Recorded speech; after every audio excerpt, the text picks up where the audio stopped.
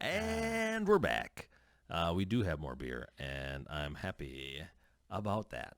I've got a little, so it's still winter. It's actually very, very much winter. Yes, celebration.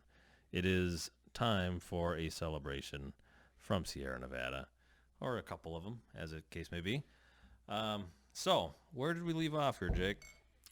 Light speed skipping, I think, was the topic at hand. I can't believe that's all the farther that we've gotten so far. Yeah, basically still the intro to the movie. Yeah. Yeah, that's pretty sad. So after an episode of Lightspeed skipping, they finally get away. I guess I can't even remember what happened. Yeah. Oh, that's right. There was like the worm. They're going through. That's the last thing. They managed to. It saves them. It's there, and then takes out the last couple of TIE fighters. Yes, that's right. So that those individual TIE fighters, which now every single TIE fighter in the First Order can track through lightspeed, apparently. So it takes out those last couple of TIE fighters. Yeah. Convenient. Yeah. So that's a thing that happens. And that's another recurring theme in this movie, like lucky break after lucky break after lucky break after lucky break. Oh, it like a couple of those. I know it's been said elsewhere, but if it was Han Solo, the guy is just oozing with charisma, and luck just seeps out of him. It makes sense for a character like Han Solo to just have these moments of just pure luck that just gets him out of these situations, because that's his character. It's kind of a feature of him. It's kind of built into him. Yeah, but here it just happens over and over and over again as just an escape for the writers to not have to think about logical ways to get from point A to point B. Yep. So that's not very exciting. So then I think you skip to Rey floating in the air while levitating rocks all around her. Yes, let's skip right to the person who is. Let's see. I'm trying to remember. Did anyone else levitate? Don't think so. I guess Luke did at the end of the Last Jedi when he was kind of sitting there. Was he levitating there, kind of, sort of, at the end, right before he disappeared or evaporated or whatever? No, I think he was just sitting on He was sitting on a rock all right. slab. I don't think he was levitating. So no one else apparently has ever been able to do that, as far as we know. Yeah, I think that I've heard of that in the books, in the extended universe, but or expanded universe, I should say. So if Luke can levitate, I mean, he never used another living creature. He levitated C-3PO. So I guess that kind of implies you wouldn't be able to directly use the Force on a human like that. Maybe, but I guess that's already been established in the prequels that Kylo can pull someone towards him when he's angry at them, and you can choke people, obviously. And in this same movie, Kylo Ren also rams one of his subordinates into the ceiling. Yeah. So I guess you can definitely use the Force on other people, but to make yourself levitate, no, never been done previously. Yeah, I mean, there's been like Force jump where you can jump really far and all that kind of stuff. I'm not aware of anyone just being able to fly around. That seems completely crazy to me. Definitely changes things a little bit. It's like especially when you consider the part of the movie where she has to do a whole bunch of climbing to get places. That's exactly where I was going. It's something that breaks the continuity. Like, you've established that it's not even that you establish that she can do this. You open with it. You open with that this is something she can do now. Yeah. And then does she ever float again in the whole fucking movie? Nope.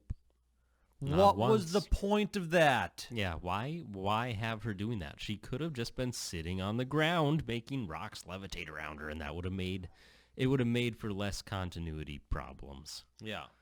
Why establish that you have this ability and then Never, ever, ever, ever, ever use it again. It makes Yeah. no sense at all, and it breaks everything. It's one of those things. I mean, I know that the argument would be, you got to be in a deep state of meditation, and then you can only just levitate in place. You can't actually just keep going. You have to just kind of be in one place, levitating. Except if I remember right, when she is done, she kind of like does a slow, leisurely backflip down onto the ground. Like very, very much controlled. Mm-hmm. Like she can just do that now. Yep. I mean, it breaks things. It's like R2-D2 can fly now. Oh, that's right. He did that. And that was also something that was incredibly stupid and everybody hated in the prequels. But, I guess Rey can fly now. Mm-hmm. Oh, and stormtroopers can fly now, apparently. Because, they can fly now? Yeah. They fly. That whole sequence was so hilariously terrible. Right. Anyway, so back to Rey, and now she's training. Oh my gosh, she's like actually training. See, this was the first sign that, hey, you know what? They might actually be trying something different with this movie. They're going to show Rey actually putting in effort to be great. Yeah. Except she is automatically great. Apparently, maybe she's been training for... Yeah, that's just it. We're supposed to assume she's been at this training for a while. Yeah. I mean, I'm going to assume that because it's the only thing that at least lends any credibility to what happens in this movie. She's so in tune with the Force that she is able to do a bunch of this training stuff that we've never seen any other Jedi in any other movie do at all ever before. Mm-hmm. So she's that awesome now. Just that good? It's just that good. Wow, I mean, she's a Palpatine. She's a Palpatine. Yeah, a Palpatine. So, I guess they do finally explain her OP goodness in this movie by making her a Palpatine.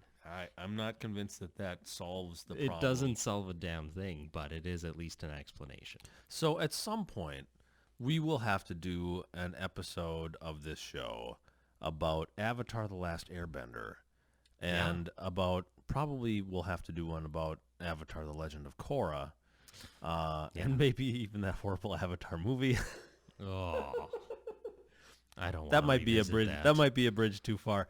But the only reason I even bring that up, just in the context of what we're talking about, is that there are, whatever benders, the magic users in that universe, that one family member has it and another doesn't.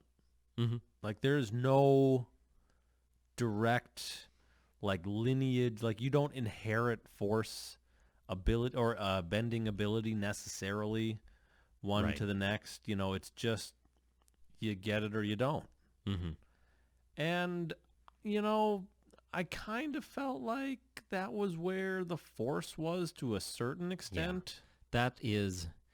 That is actually my biggest qualm with the extended universe, is that it does seem to dive down that hole of being, if your parents had to be special for you to get the Force. And there are exceptions in the extended universe, but it focuses so thoroughly on the Skywalker, Han and Leia's kids and Luke's kids, and they're always just the absolute focus of every story, it felt like. And that does bother me. That's too much.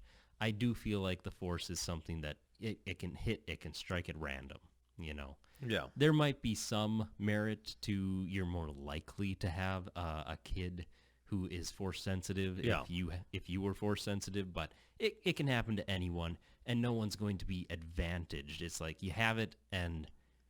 you either have it or you don't. It's not, you have it at this X amount, and this person over here, because their parents were more special, has it at this level 5 times higher than you do. Yeah. See, that's... you either can use the Force or you can't, is how I always thought it should be. Yeah. The idea that you all have more power because of one reason or another, that never entered my thought. It's just you either can access this power or you cannot. Yeah. And if you can access it, then through training and discipline, you can access a whole lot. Or exactly.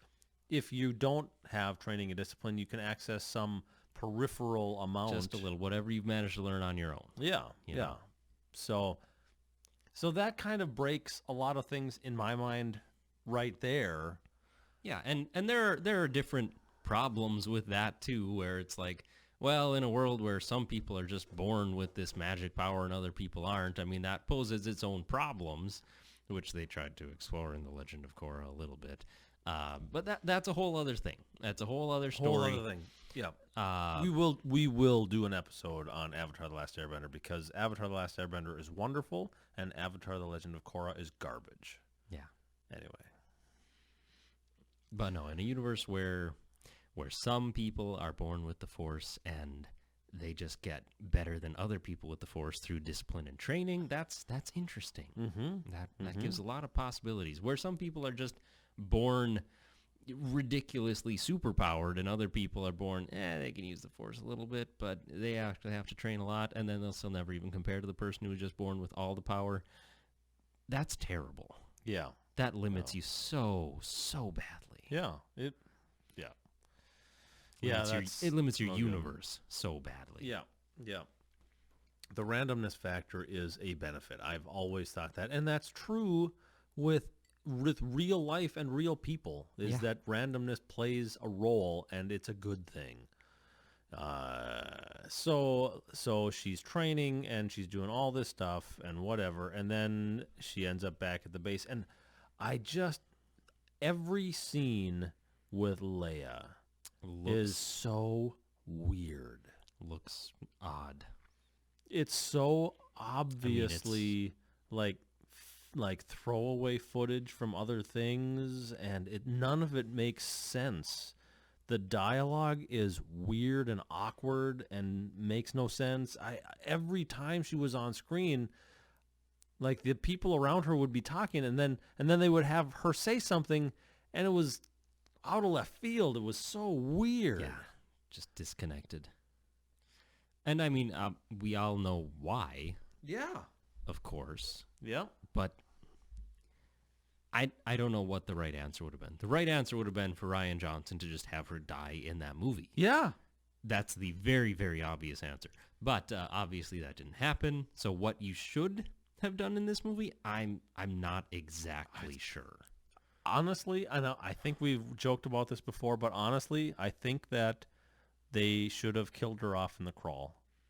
I genuinely think they should have, or it should have been the opening scene of the movie, and there's like a reaction shot where she's in a ship, and for whatever reason, the First Order find the ship and they blow it up, and she's on there and she dies. That would have been the first thing that happens in the movie. That's it.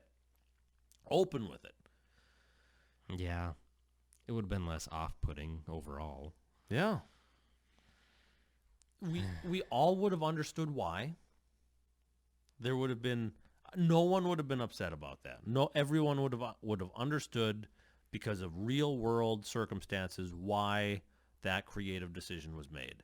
And I think it would have been a lot more respectful to Carrie Fisher, honestly, instead of having this last role that she was in be so weird and awkward. Yep. Make it kind of an embarrassment in a lot of ways. Yeah. Yep. So I don't know what the impetus behind that was, but it was not good. Not good. Not good. So we have now made it through maybe the first 5 minutes of movie. Right? We're doing good. We're doing good. We got more beer.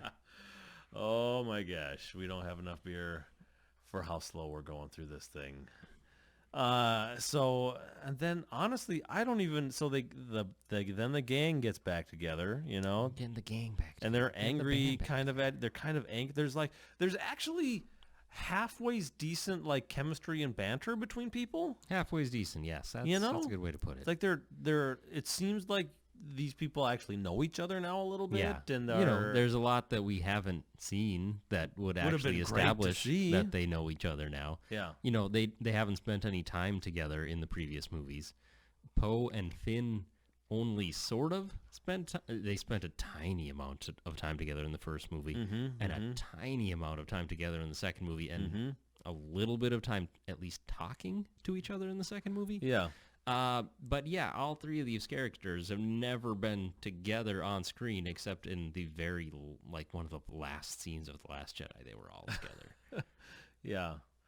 For some reason, which was really awkward. That one, they like introduce Rey to Poe in one of the last scenes of The Last Yeah. Jedi. Even though there's no actual reason they shouldn't have met each Right. other at the end of Yes. The Force Awakens. I always thought that was super weird. I mean, they're all together. Yeah. There's no reason they couldn't have spent some time together before Rey goes off to find Luke. Why that had to be instantaneous and then they never even met, I have no idea. Absolutely no idea. Very strange. It was very strange. And then they're kind of bantering, and then they're like, Rey is kind of mad at him for doing hyperspeed skipping. Apparently, that's a thing that they're worried about. And again, I hate to be just nitpicky about stupid stuff, but then they decided to take the Millennium Falcon out for another mission immediately, and they even do any repairs at all? Supposedly. I don't know. They fix it immediately because they have to go in the Millennium Falcon because everyone loves the Millennium Falcon. We can't make a new ship. We can't have them fly in a new ship, make some new iconic ship. That would be difficult. Let me remind myself. So the Millennium Falcon was introduced in the original Star Wars movie, and it was in the first, second, and third one. But Yep.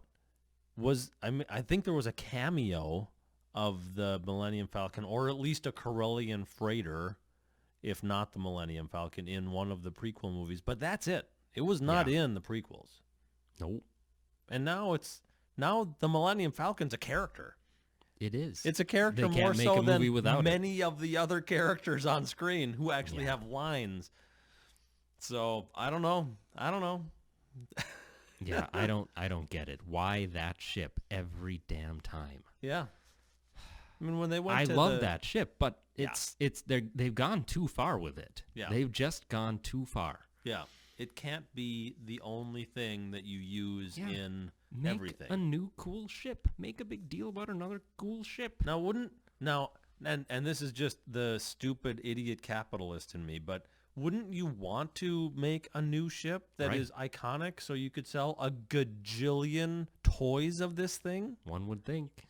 What? What? They didn't. They couldn't even give Kylo Ren a unique chip. No. It's just that modified TIE fighter that existed in the original trilogy. Yeah. Why not give him a cool ship? Yeah.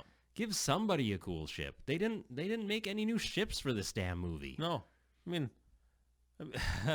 mean, what are the, when you think of Star Wars, what are the iconic ships? You've got Star Destroyers, you've got the Millennium Falcon, you've got X-Wings, you got Y-Wings, you got TIE Fighters, maybe Slave One. Yeah. What that's else? The only other. What else does anyone care about? B-Wings, I guess. B-Wings are cool. They're barely in anything, But none they like are the prequels. A-Wings. There was a gajillion different ships. They didn't. Did they emphasize anything? They didn't put any effort into making any of them stand out. Slave One kind of got another nod in it. Yeah. It seems like a missed opportunity from a marketing standpoint. It really does. I don't know. And make some cool ship designs and, make them important in some way. It's exactly. not Give them difficult. meaning. Yeah, Give them meaning. a little meaning. So when you see them on screen, it means something, and you have like whether it's a feeling of optimism or a feeling of foreboding or whatever it is. Tell us something about the ship to make it cool. That's all they did with the Millennium Falcon at the beginning. They called it a piece of junk, and then Han made reference to how it made the Kessel Run in under whatever parsecs. I still haven't seen the Han Solo movie, so I still don't know what that means. Oh, I mean, it doesn't mean anything. It doesn't. Okay, It doesn't matter. I'm talking about the original trilogy. No, I know the line you're referring to, of course, but I guess I had assumed in the Solo movie that there would be some sense made out of that line. they did sort of. I knew it. They tried to make sense out of it by not making sense out of it. Okay. The explanation they give still doesn't make sense. It's just for a different reason. Okay. Whatever. It doesn't matter. Because as Red Letter Media pointed out, why would anyone brag about how fast their ship is by saying, I made this race by taking a shortcut? Distant, yeah. Well, oddly enough now, and this is a bit of a tangent, but I actually thought about that quite a bit because I think it's interesting to wonder how you could have that be a continuity thing. And like, let's say that and I'm not a physicist. I don't know anything about astrophysics or anything, but where my brain went was, okay, let's say you've got a gravity well like around a black hole or something like that, and you've got something that is actually fast enough and powerful enough that you can literally make this run that normally takes these ships this long because they don't want to get trapped in the gravity well, but this thing's fast enough that it can do it in a smaller distance than these other ships. Now, I don't know. I don't know if that's a thing that's possible or not, but in my brain, if somebody explained it that way, I would have been like, oh, that's really cool. But I'm an idiot, So so it goes so fast that it actually like you does can the get that distance much in closer less distance. to the event horizon of a Oh, black sure. hole or something like that. You know, you can do it that in makes that some smaller sense. distance. I don't know. I'm not sure how long a parsec is. So whatever. I mean, distance-wise, it's But not. that It's not a makes measurement sense. of time. If you have to go a certain speed in order to get close to a black hole without being sucked into said black hole. Right. It would be a shorter distance, and that would pretty be much- impressive. And if everyone pretty much understood that the Kessel Run was literally this run from one planet to another planet that are on opposite sides that are like orbiting this black hole or something, Right. then that would make sense. That would be a much more interesting and cool explanation. And I have no idea. I've never seen Solo. I don't know how they explained it or didn't explain well, it they or don't anything. explain it like that. But in my brain, that's where I go with how that could be, that the way they say that could be used in a way that would make nerdy people kind of go, oh. Yep, Anyway, that would be pretty cool. and maybe I didn't explain it very well, but it seemed like you got it at least. So I did. So that's good. So hopefully you stuck with me. It's an idea at least. Anyway, so and this is terrible, but you're familiar with Mahler, another YouTuber, right? Oh yeah. And he always, the Rose character, he always calls her Shrek. So mean. It's so mean. I don't have any particular dislike for that actress. No, I the don't even have actress, I any don't particular dislike for the character, but except for Well, some of the stupid stuff she does later in the Except movie. is the But character, yeah. but it's I do have a so problem with bad. the character. It's so mean to call her Shrek. It's super mean to call her Shrek. And the problem is that it's such an apt description because it works in a number of ways, and I feel bad even saying it and thinking it, but oh my gosh, it's so funny. So whenever I think about the character, I can't help but think Shrek, and it's just hard to disconnect those things. I just don't know what to do about it. Oh my gosh. Anyway, so Rose is there. Yep. And I want to say she's angry about something. She is obviously relegated to being a background character now. She's, obviously. You know, they're like, oh, I need to stay with Leia or some such nonsense. I can't help but wonder why they didn't just cut her. yeah, Like, yeah. she ended up in a coma at the end of the second movie, the same way Finn ended up in a coma at the end of the first movie, which I thought was kind of funny. So there as again, well. so if she was so important, maybe she was some sort of bodyguard for Leia. Here again is another opportunity where they could have killed off her and Leia in the crawl in the same vessel, you know, and it would have been shocking, you know. You wouldn't have had to deal with having the character and trying to retcon whatever happened. It would have cleaned up a lot of things. You could have had a very emotional Finn who was still trying to decide if he had feelings for this person or not or whatever. Mm-hmm. At least I presume he wouldn't know if he had feelings for this person or not because he was not given any reason to have feelings for this person or not, Yeah, not really. throughout that entire They movie. had that big adventure on Canto Bite. Yeah, and it was all worth it It was all worth it. because they let the Because they space freed cows. that domesticated animal to go off and live its life That's right. where That's it wouldn't right. know how to take care of itself. That's right. They got to go off in the tall grasses. Mm-hmm. Yeah. Anyway, so she's there. I'm really having a hard time remembering what I'm usually pretty good with movies, but this movie just went and went and went, and it was just nonstop. It just didn't stop. I remember they So- went to Space Burning Man. Space Burning Man, that's great. But before that, there was something I was thinking of with the Rebel base. They're just like they set up all their electronic equipment just on the floor of this jungle. Yeah, it's like under a tent or something. It's not even under a tent. It's literally raining in one of the scenes, Is and it they're really? I they're didn't just notice standing that. by all their No, no, computers. no, And I'm just like, oh. you couldn't have put up a shelter of some sort. You're just on the floor of the jungle. Okay. Maybe they should have Okay, just guys. stayed in the ships. I don't know. What are you doing? You couldn't find a cave? I don't know. Something. No, just Good on the floor of the grief. jungle, getting rained on with your computers all set up. Oh no. I had noticed that they were just in a jungle, but it had not quite connected. No, that, there's definitely no tents. So for sure, no tents. I'm used to like Yavin or whatever. Yeah. Where it had kind of a similar look A look, but they were inside a building, most of the time. a big weird temple thing. I Yeah. mean, all the ships are outside, but Yeah. they're ships. They're not your electronic like computer tracking and Yeah. all that stuff. Or presumably barracks or Right. wherever you're staying and sleeping and stuff like that. Yeah. Maybe that's why they were all so cranky.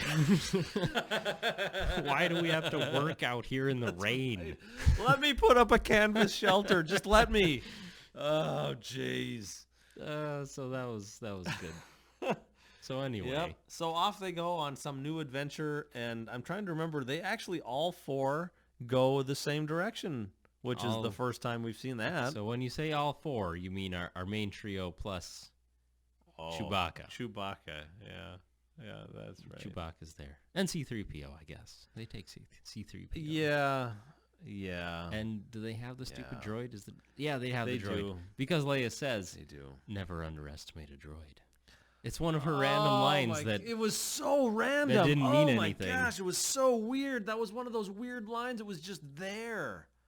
Oh, yeah. And then they tried to give it some sort of meaning. Yep. Good work. Right after Space Burning Man, they give it meaning. Right after. Oh my gosh, that whole sequence. So good. Mm-hmm. Yeah, so off they go. So what made them decide to go?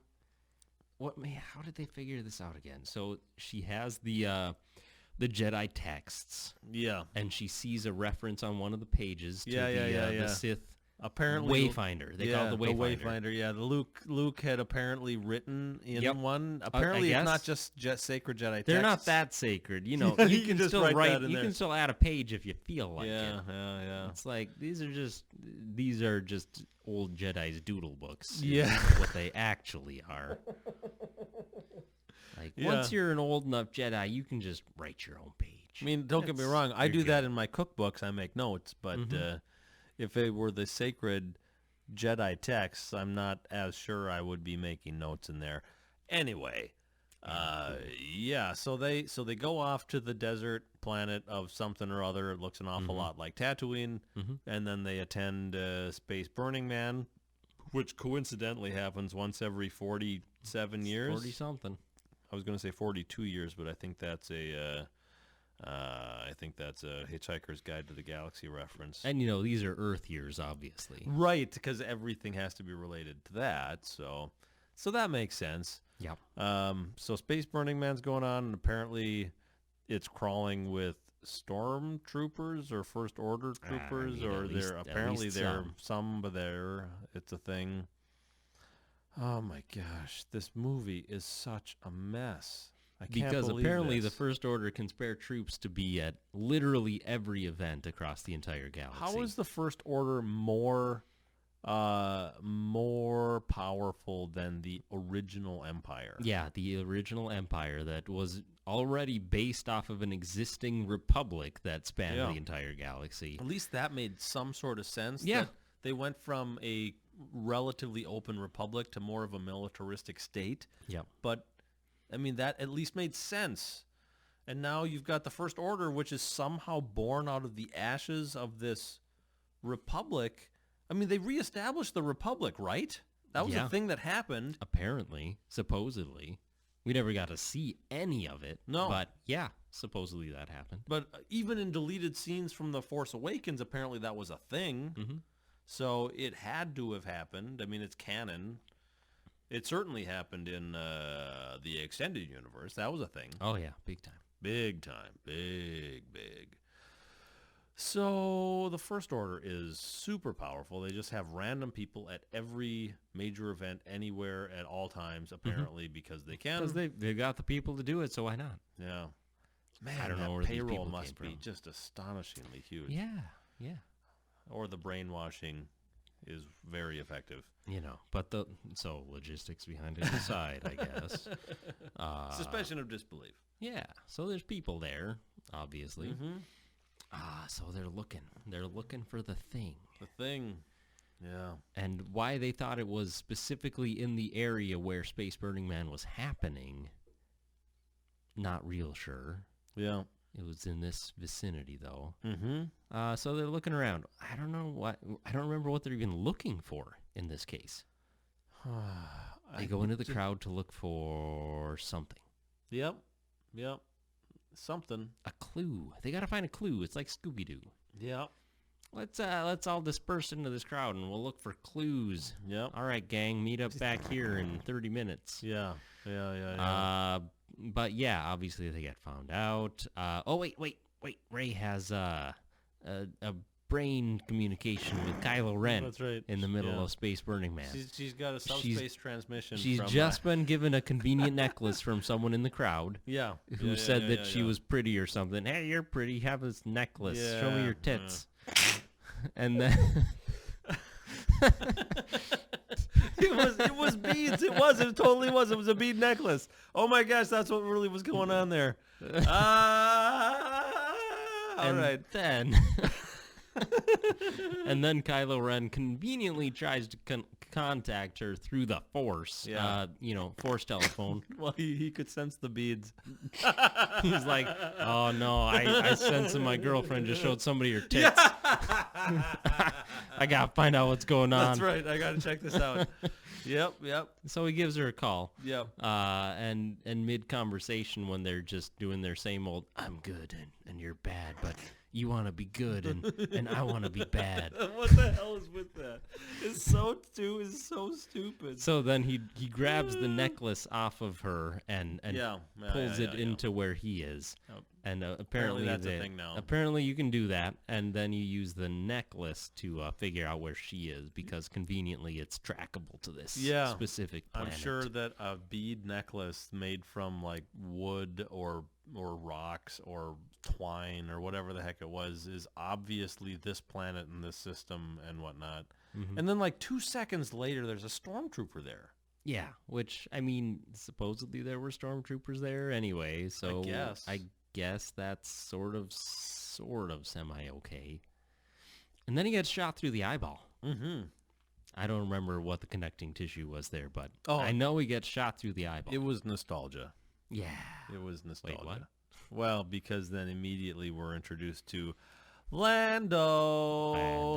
Yay for Lando. Yeah, so Lando's back, and it's weird because I haven't seen Billy D. Williams in anything in a long time, but he looks tough. Yeah. He looked tough. He did. He looked fine, though. He looked fine, but the guy looked like he could hardly move. He's sitting down throughout. Does he stand up at any point? I don't know. In this movie without his helmet on? Like, I don't know. I don't know what he's got going on health-wise. He's not a young man. No, not by any means. So, but yeah, I don't think there's any scene where he is standing and you can see his face. Yeah. Because he's wearing this goofy mask when he's first introduced. Yeah. But by the time he takes it off, I think he's sitting down. Yeah. So. Yeah. So that's whatever that means. So Lando's there, and he is able to help them, and that's fine, I guess. And then oh my gosh, there's so because the idea is that he came to this planet with Luke looking for the Sith Wayfinder, and apparently he just stayed there.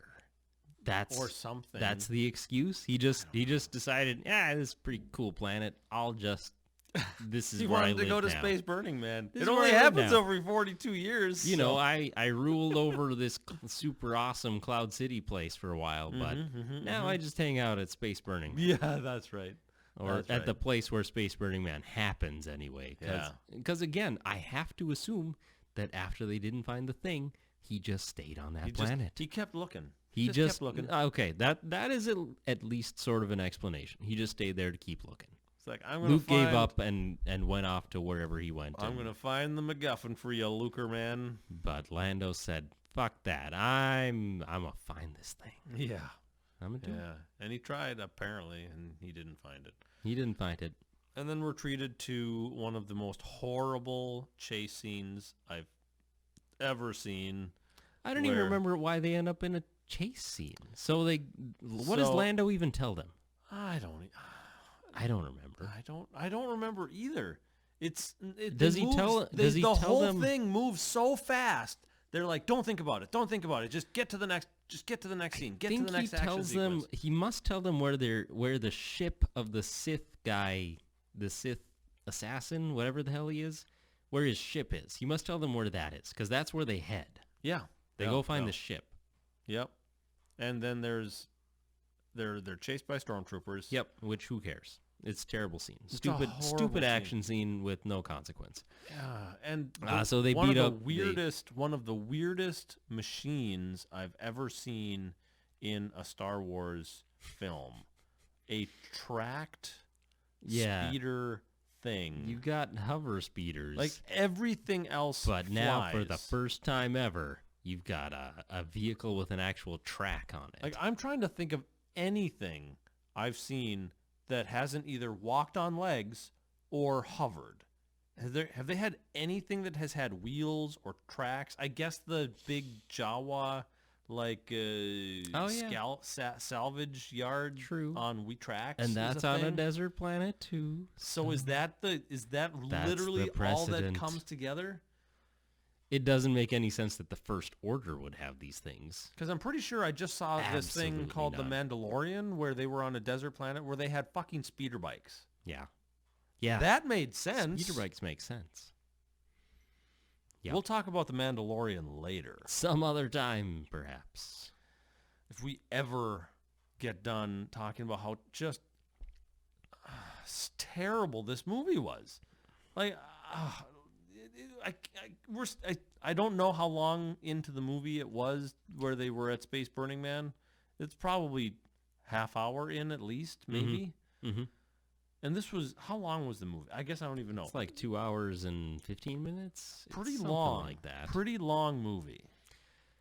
Okay, so a chase scene happens. Yeah. It's terrible and It's doesn't make any so sense. bad. But anyway, good guys win, And because it's- of course. And at the very end, they all get knocked off of their speeder thing. Mm-hmm. They're all standing there, and I think all of them are literally shooting a blaster at the last guy who's flying around on his jetpack, standing on the ground, mind you. Okay, they kill the last guy in his jetpack. And then all of a sudden, this ground that they've been standing on for a while now, they start to sink into it. Yeah. Conveniently, Yeah. because all of the threats are gone. Now, all of a sudden, they're going to sink into this quicksand. And Finn calls out to Rey, "Rey, I never told you that." And then they sink under the quicksand. Yeah, because apparently we're in a 1990s era sitcom with a cliffhanger between seasons. So The best thing about this one, of course, is that it's literally never paid off. never. No, heck no. No. Never. It's referenced one more time in this movie, Yep. but it is not paid off. Yeah. Yeah. Why it wasn't cut? Fuck if I know. I don't know. So many things in this movie. So many things. So then they end up not dying miraculously. Because it turns out if you fall into quicksand, eventually you just fall out of the bottom of the quicksand into an tunnel. open cavern where the sand magically doesn't pour into. Yeah. Weird thing. That is I guess I'll just go with this is magic space quicksand. The quicksand is actually a living being. I was just gonna go with this is total bullshit, but okay. No, space quicksand Space that quicksand. is I a like- living being. I like magic space quicksand. That's good. That's Yeah. good. I'll go with that. Maybe it's just Rey has such control of the Force that she made the caverns. Yeah, you know. but snakes live in these caverns. Snakes. Yeah, but they can Sand snakes. the Big sand old snakes. sand snakes. Yeah. Mm-hmm. Yeah. So they end up they all end up right next to each other. All of them right next to each other. There's I no mean, like they hunting were around in the caverns. they were for 'em. sort of close to each other on the top, but They were. But these are really narrow caverns, or Yeah. really narrow caves, I should say, Mhm. roughly the size of a large sand snake. Yep. Okay. Yep. Yeah, that's right. And oh my gosh, yeah. And so they're in the caverns, and Conveniently.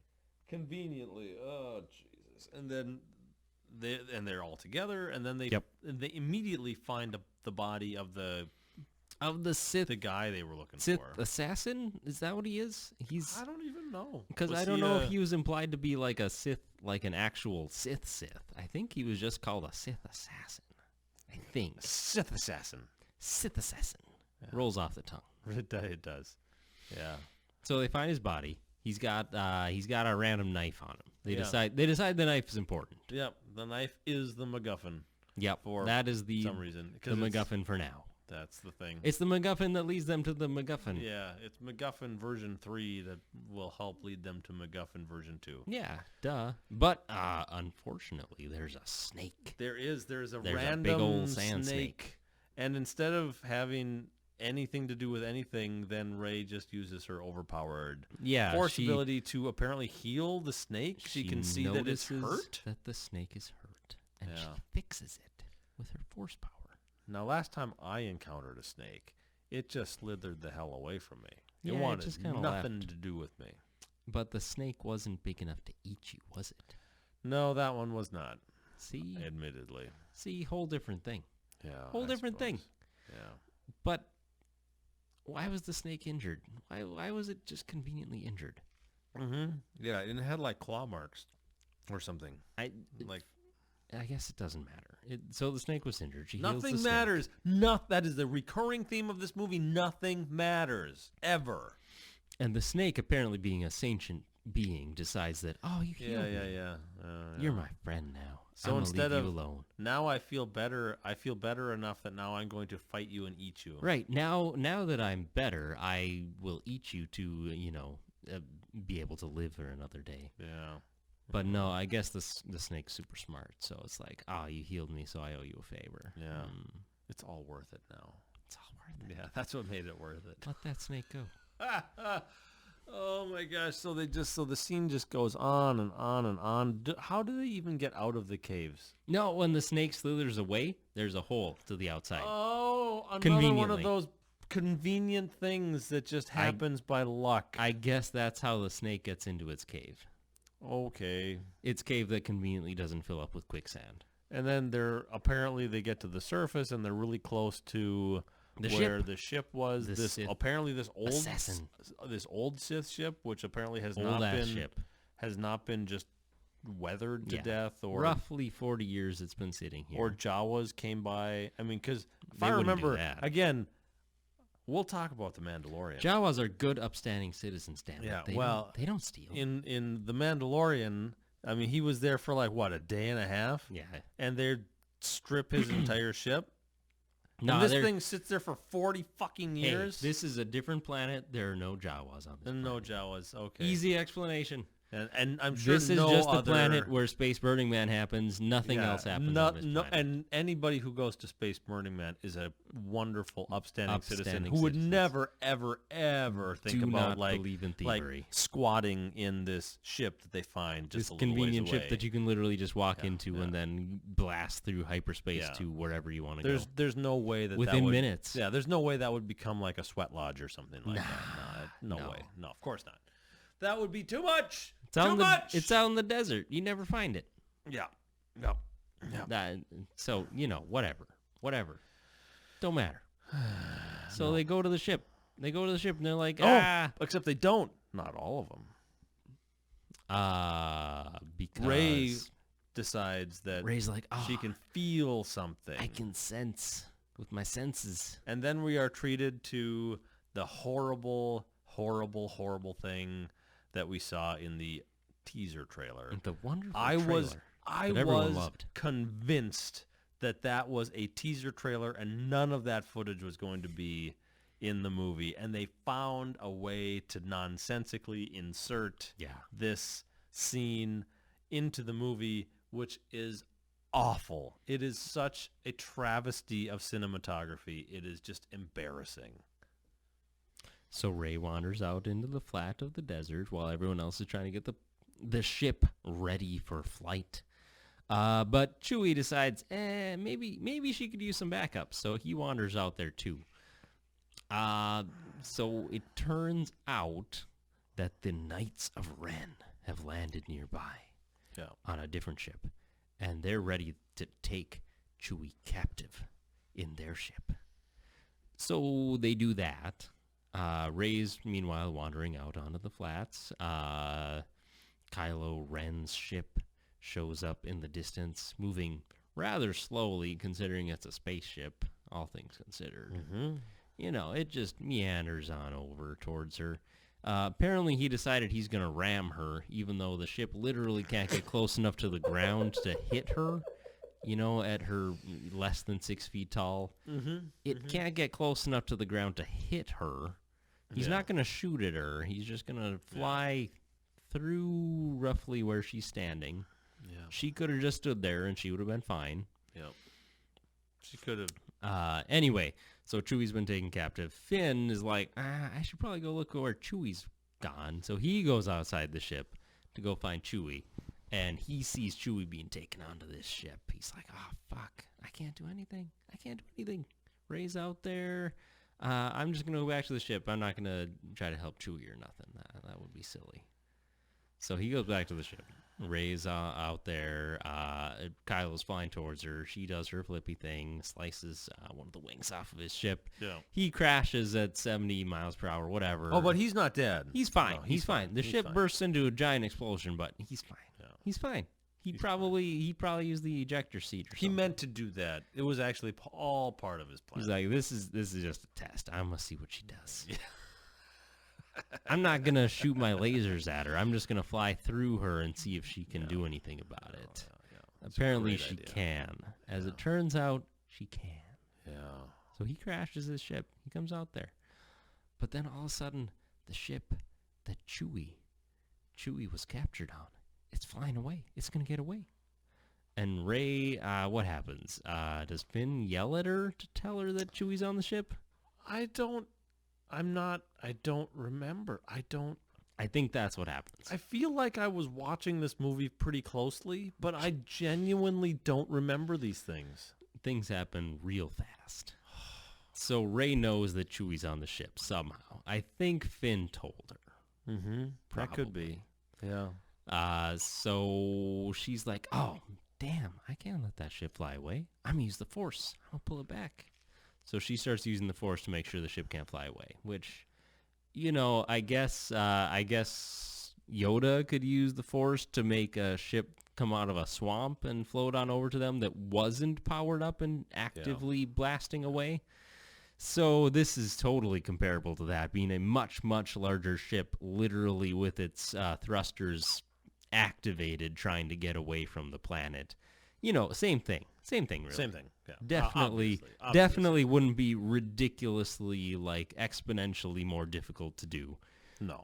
But, you know, it's no problem for Rey. Well, she can float. You know, she can float fly. in the air. She can fly. Literally fly in the air. Why she doesn't just fly up to the ship, slice her go. way through She's with a got lightsaber and save Chewie? What I the don't heck? know. Yeah. That seems like the right thing to do. And But she's an amazing pilot, and she can fix anything. I mean, So she she's could have got gone the up there. skills. She could have cut a hole in the side of the ship. She could have saved Chewie, and she could have just, like, flown with Chewie on her back down. But you know, she was tired. She just was force tired. healed a snake. Don't forget, she just force healed a snake. That's right. So It takes a lot out of you. Takes some of that force energy Yeah. out of you and gives it into that snake. That's right. So that snake is going to be a character in the next movie using the Force. That's Don't right. forget the snake. The Sorting Hat's going to put him into Slytherin.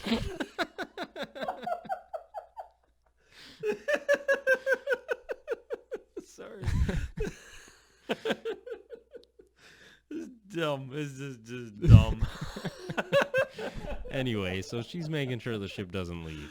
Kylo comes out of his ship. He's like, "Oh, you're trying to make sure that ship doesn't leave? I'm going to use the Force to To help it leave, I guess. make it leave." I don't know. I don't know. When he starts using the Force to do whatever he's doing, nothing changes. He may as well not have shown up. Yeah. But apparently she's pulling really, really hard on this ship. Yeah. And then And she's thinking about it real hard. she's thinking about things hard. And then she accidentally She accidentally shoots her blows the ship up with lightning. You know, sometimes when I think about things real hard, sometimes they explode with lightning. It's just a thing that happens. That's right. It's to be expected. It's obviously what she was just thinking about it too hard. That's all it was. And then lightning happened. No one really knows.